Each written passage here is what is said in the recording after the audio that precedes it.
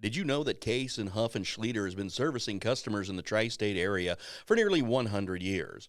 As an independent insurance agency, they have the flexibility to find the right value for your business, farm, and personal insurance needs.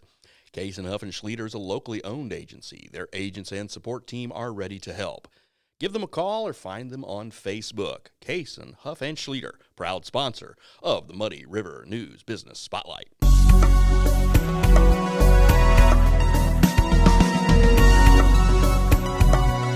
Welcome to the Muddy River News Business Spotlight. I'm David Adam. I'm pinch hitting this week for Bob Goff, and joining me as our guest this week is Nikki Hoyt with Studio 4. You've been working in this community as a trainer and advocate for health for the last 22 years. Mm-hmm. I know you worked previously for Advanced Fitness. You'd worked for Quincy Medical Group. Now you're kind of on your own with your own studio. A question that a friend of mine had for you is, how did you come up with the name Studio 4? Well, actually, when I first started back, in 2000 is when we were actually by ourselves, and then we kind of hooked up with Advanced Fitness for a while, Advanced Physical Therapy. And then my stint with Quincy Medical Group was for their corporate wellness side. So this has kind of always been my home base, is to have this business here. Mm-hmm. So Studio 4 came from, there's four of us actually that kind of came into it together when we decided to kind of go back out on our own again. There was four of us, and we kind of were looking for names to come up with, and there you go, Studio 4. We're nothing more cryptic than that. Okay. No, not at all. So I know, doing my research for this, I know that you do Pilates, you do yoga, you do personal training. I mean, if someone comes to you and says, I want to do business with you, what do you offer at Studio 4? Well, many of the things you just said. We have actually, over the course of time, we've kind of developed our own little niche on some of the things that we actually have honed in over the last several years. So we offer yoga. We do offer personal training, which for any age, obviously. That's a one-on-one, that's personal, that's private. We do offer small groups, but all of our things are never anything more than, I would say, 4, 6, 8 people, just depending on what you're doing. We do offer also something called Fusion, which is a combination of yoga and Pilates together. And then we offer Pilates. We've been offering Pilates for probably 18 years, but since June of 2020 is when we started Reformer Pilates. And that is... Reformer Pilates just yes. sounds like it hurts. Yes, so no, not at all. Actually, it's absolutely wonderful. It is a machine. You'd have to look it up. But it's a machine basically where you stretch and you strengthen all at the same time. It's just a wonderful thing. And over the course of my years being an athlete and a college athlete, I've really beat up on my body. And so I kind of dabbled in it just to figure out what it was more about. And I fell in love. And here I go. So, what made you decide to get into this line of business? Because we've seen there have been a lot of independently owned businesses, independently owned training sites that haven't done well. Mm-hmm. What has made yours different, but how did you get into it in the first place? Well, unfortunately, way back, my senior year of high school, I actually, in basketball, my third game of the year, I actually fell and tore my ACL in a game. And so I had to figure out what to do with my time. Obviously, I wasn't able to practice, so I still wanted to be in the gym with the team. So I started lifting, started training, fell in love with that, went to college, and in '96 is when I first got my first job. And although I did not go to college for this at all, took one class and started training, and absolutely fell in love with it again there too. So it still wasn't my idea to do this. Went to grad school. Got a master's degree in sport and exercise social psychology, so was still thinking more going into the sport health psychology type of realm, but this just kept calling my name. I trained again down at SIU when I was there, and when we came up here, and gosh, in about 2000 is when I said, okay, I'm going to give it a shot, and there we went. So, and the fact is that you have succeeded where many others before you have not. What is There's pressures, Yeah. and trying to start your own business in this type of line of work. Yeah, absolutely. There's a lot of great trainers and even gyms in Quincy. And one of the things we really tried hard not to do was ever get into trends. We really wanted to really stick to what we felt would be good for everybody all the time. We really focus more on being well as opposed to being fit. I guess if I can say it that way, we look at things all more in the big picture of life as opposed to I need to lose 20 pounds before my class reunion. Could we help with that? Absolutely. Do we feel that's what we want to do? Not necessarily. We've really just tried to find the niche of focusing on the individual, what their goals are, and not how to just get them to point A, but also trying to get them to all the way to a healthy lifestyle. So where health and it's just kind of who they are as opposed to a small amount of time they're trying to accomplish it. So I'm sure you get people of all ages, sizes, weights, physiques.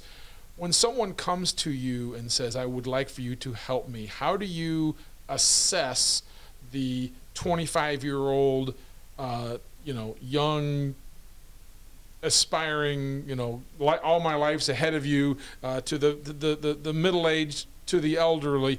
Everybody has a different route. How do you assess that and give them the direction to go?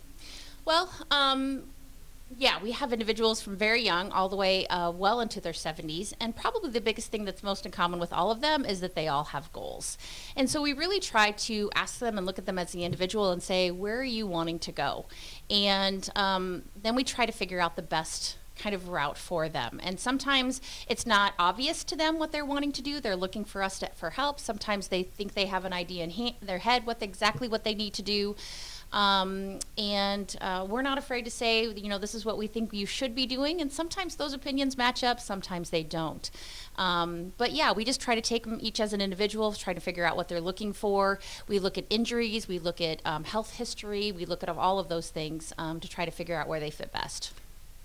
How do I find out the progress? You talk about, I want to lose 20 pounds before my high school reunion. Okay, that does happen. But how do you chart someone's progress when they come to work out with you?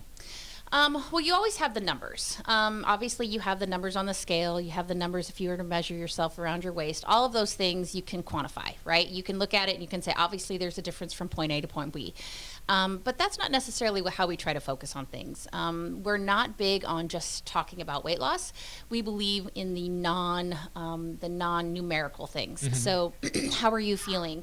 How does it affect your mental health? How are you sleeping? How is your health when it comes to your labs and your numbers when you go see your doctor? Or do you feel better and more upbeat at home? We go through all of those things and look at those things for individuals, because we don't necessarily think about weight loss as the number one goal. We look at weight loss as a residual effect. So if you start taking care of yourself, if you start drinking more water, exercising, even in small increments daily, you start to feel better. You just naturally start to feel better. You want to eat healthier. You tend to choose not the fried foods when you have stuff in front of you. And therefore, weight loss becomes a byproduct of you becoming healthier. It's not that goal that we're just trying to get to that number and we feel like it's over then. So right. Again, we try to stay away from just the numerical. Yes, we use those as tools, but it's not our number one thing to go to. If someone's coming to see you, how often are they typically coming to see you? And again, does that vary from person to person? Absolutely. We have individuals that come, 3 times a week, sometimes more, but we also have individuals that come to see us maybe 1 time a month to get a workout that they could do at another place, whether it's at their house or another gym here in town, which we definitely support that. We just want individuals to be active. Our number one goal has always been just to get you active.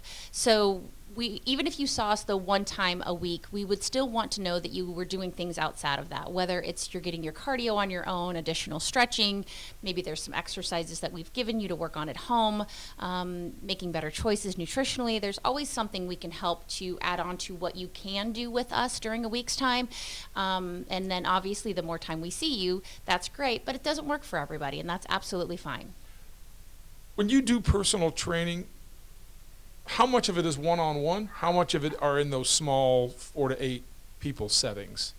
It varies with everybody. So sometimes people come in and honestly, they've never lifted weights before, and they have no desire to be in a group with somebody else. And so we'll work with them one-on-one. Maybe also they come in, they have specific goals that we don't feel like they're in a situation to pair up with somebody at that time, whether it is a physical therapy thing that we're trying to work with them through, post-rehab, that kind of stuff, or just some other personal goals they want to do. So we do, I would say, about half and half. Some of our clients, we have about 50% that are doing it one-on-one and about 50% that want to do it in a group setting. So, as a business person, I mean, obviously you got into this, you wanted to help people with the life choices that they make, the physical choices, the nutritional choices that they make, but you've also got to pay the bills. Yeah. You've got to run a business. How much of your time do you have to spend running that business? And then there's that little business that you have at your house. I got to take care of my children. I want to be a wife to my husband. How do you divide all of your time up when you were trying to deal with I think you've told me about 100 different clients you have? Different clients. How do you balance all those other things? Well, first of all, I have a group of 3 other trainers that work with me. I have Ann Rupert, Jill Shute, and Sarah Dieters. All of them, very blessed to have them. One of them has been with me for almost 18 years, and I can't give them enough credit for all of the great things that they do and how great they are at their jobs. So that helps tremendously for the work side of things. Do I wish I had more time to work, I should say, on the business than in the business? Absolutely. I think anybody who is a small business owner would say that. There's never enough time in the day to get everything you want done. But thankfully, God blessed me with this kind of attitude that you just take one day at a time. So whether it's I'm at home enjoying my time with my children, going to several basketball games. Yeah, I can't imagine you would ever have any reason to go to a basketball game in the middle of the winter. Many basketball games, especially during the winter. You just take it one step at a time, and you just really enjoy the ride. That's what's most important. If you ever start thinking about not having or being too busy, and I'm not a big fan of the word busy anyway, but when you start to really think about how much stuff you have sometimes sitting on your shoulders, then world becomes negative, and I don't choose to go that direction. So, it's very easy to look at the types of things that you offer in regard to nutrition counseling and the Pilates and the yoga. Those are very self-explanatory. But one of the things on your site that you list is life coaching. Now, Steve Eitinger has always wanted to be my life coach. And while I've always thought that was a very noble effort on his behalf, I know of Steve's lifestyle, and I think I'm going to choose to not go down the road of watching television and eating strawberry zingers in his man cave. However, that's a big factor for you in regards to what you do for your clients. However, a lot of people don't know what life coaching really is. Absolutely. Explain that. Well, first of all, when I started doing this, just even as a trainer, I started to realize that there was so much more that goes into just passing somebody a weight and having them do 12 bicep curls. It became more of, they had questions more about the nutritional side of things, about the even stress side of things. And so I did first go into the wellness coaching side of things, and that really helped me provide more insight to individuals who are trying to have goals with very health-related things. Well, then that became more, and I had individuals that came to me about some relationship things, or even I want to switch jobs, or even switch completely different arenas that they're working in. And so I was like, okay, well, if I'm going to do this, and I'm just a person, I think when you're in the service jobs, you really want to help. So I decided to go and get more education, and so I went into life coaching and worked hard on that certification. And honestly, it was just something that allowed me for individuals to help them get from point A to point B. And sometimes, like I said, I always think that even though an individual says this is where I want to go, when you start working with the individual and you start to break down their goals and what they're really looking for and ask the really difficult questions, they start to realize that point B maybe not be where they really wanted to go. It might be point C or point D, or something completely off the tracks down at point Z. So you just never know, which is so exciting when you start to really dig in on some of the things you want in life. If someone wants to get more information about working with you and learning more about your studio, how can they contact you? Always the easiest thing to do is call or text me. My phone number's been out there for years. 217-430-1019 is the easiest way. You can also reach us on Facebook and Instagram, but unfortunately I'm not always great at that. So I think you need to, your children are at the age now that they can probably start helping you with those things, Mom. I know. I guess I'm kind of old school still, but yeah, the best way is to call or text. Again, 217-430-1019. That'll get you in touch with anybody that works with us. So. Thank you. Thank you for joining me today. Yeah, thanks, appreciate David. the time. And thank you to our viewers. And thank you to the people who take the time to read Muddy River News each day. Have a great day.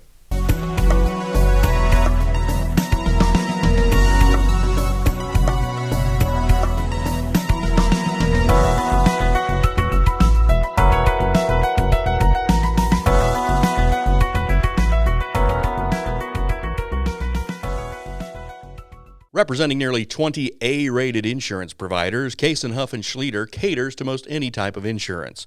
Business, farm, home, auto, and health for nearly 100 years.